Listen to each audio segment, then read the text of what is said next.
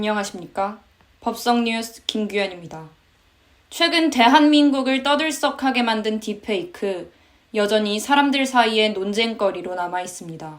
디지털 성범죄뿐만 아니라 정치까지 여러 분야에서 악용되고 있는데요.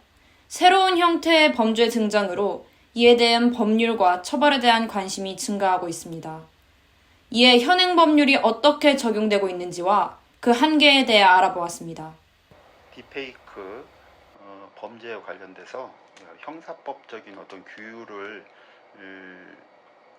할 수 있는 법률로는 일단 기본적으로 형법, 그리고 성폭력 범죄의 처벌 등에 관련 특별법, 성폭력 처벌법, 그리고 정보통신망법, 이 세 가지로 일단 규율이 되는데, 가장 기본이 되는 것은 이제 성폭력 처벌법 제 14조의 2, 그리고 14조의 3 이렇게 됩니다. 그래서 보시면 알겠지만 애초에는 14조만을 가지고 어떠한 이 카메라 등을 이용한 어떤 불법 촬영에 대해서 규율을 하기 시작을 했죠. 그런데 이제 어떤 처벌이 필요성이라든가 어떤 다양한 형태의 어떤 범죄들이 발전을 하면서 14조의 2 그리고 14조의 3 이렇게 추가 역사를 가지고 있습니다. 14조의 2 허위 영상물 등의 반포 등이라는 표제로 2024년 10월 16일 날 개정된 조문이 아마 그 주가 될 텐데,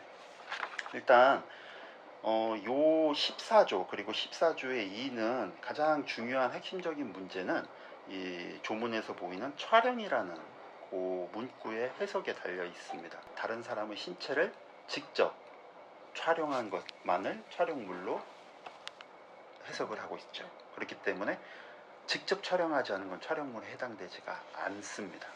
그렇다면 이러한 기본적인 대법원의 아주 확고한 그러한 입장을 가지고 동법에 그리고 동넘버에 같이 있는 14조의 2를 한번 우리가 해석을 해볼 때, 그러면 딥페이크라는 것은 직접 촬영을 해서 실제 존재한 어떤 촬영물을 전제로 해야 된다라는 해석이 있을 수가 있죠. 그런데 현실적으로 보면 요즘 특히 여기서 제일 중요한 것은 AI가 당시에는 아마 그렇게 오늘 AI가 기능하는 진짜 무궁무진한 그러한 잠재력을 또 측정해내지 못했을 수도 있습니다. 그래서 딥페이크가 정교하게 조문의 문구로 표현을 하자면 아주 정교하게 편집, 합성 또는 가공된 그러한 것만을 했는데, 아시다시피 요즘 AI는 굳이 실제 촬영물을 제공하지 않더라도 AI가 스스로 무언가를 만들어낼 수가 있죠. 그렇죠? 그러면 문제는 딥페이크가 실제 촬영물을 전제로 해야 된다고 하면, 좀 전에 생성형 AI를 이용한 딥페이크 음란물, 이것은 입법적 공백이 생기게 될 수가 있죠. 그렇기 때문에 그러한 현행 법 조문의 문구, 그리고 거기에 대한 대법원의 확고한 해석, 판례, 입장을 기반으로 보면은 최근에 여러 발생되는 그러한 생성형 AI를 이용한 딥페이크에 대해서는 입법 처벌이 공백이 생길 수도 있고, 그리고 이러한 기술 베이스의 어떤 범죄들은 아시다시피 하루하루가 다르게 계속 기술이 발전해 나고 있죠. 그래서 오늘의 시점으로 해서 무언가를 입법으로 할 때 한 달 후, 1년 후에는 또 생각지도 못한 무언가의 공백이 생겨날 수가 있죠. 그러한 것이 이제 좀 대단히 문제점, 그리고 대비해야 될, 그런 생각해 봐야 될 점으로 우리가 꼽을 수가 있겠습니다. 물론 우리 한번 14조의 2에 있는 1항, 2항, 3항 이렇게 한번 보면은 1항을 보면 일단 촬영물, 영상물 또는 음성물이란 문구가 나오죠. 그리고 2항을 보면은 제1항에 따른 편집물, 합성물, 가공물 또는 복제물, 이렇게 여러 가지 물들이 나옵니다.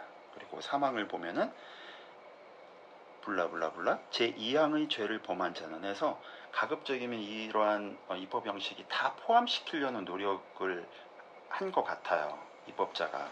그래서 전체적으로 다 포함이 되는데, 문제는 아까 좀 전에 첫 번째 코멘트에서 말씀드린 바와 같이 대법원의 어떤 촬영물에 대한 어떤 해석이 가장 어떠한 핵심이 될 수도 있는데, 그거와는 동떨어서 그거는 이제 14조를 보면 이제 카메라 등을 이용한 촬영이고, 14조의 1을 흔히 이제 딥페이크에 대한 처벌 조항이라고 하잖아요. 그럼 이렇게 봤을 때 어떤 이 촬영물을 좀 더 약간 고립되게 독립적으로 어떻게 보면은 요 촬영물 14조의 2도 과연 대법원이 14조와 관련된 판결을 내놓으면서 내놓은 직접 촬영이라는 부분을 14조의 2도 벗어나 보면은 이 현재의 조문만을 가지고도 충분히 딥페이크 음란물에 대해서 다 규율할 수 있다고 충분히 보기도 합니다. 그래서 문구를 보면은 이 촬영물이라는 것이 꼭 직접 촬영이 아니라, 예를 들어서 AI한테 내가 연예인 누구 A씨의 연예인 사진을 기반으로 해서 비슷한 음란물을 제작해줘, 이렇게 했을 때 이것이 이제 기존의 대법원의 어떤 입장에서 보면은 성폭력 처벌법으로는 규율하기 힘든 부분이 생기고, 기껏해야 이제 망법으로 들어가서 규율이 되는데, 그러한 거 없이 그냥 독립적으로 보면은 AI 그리고 생성형 AI 그리고 딥페이크 이러한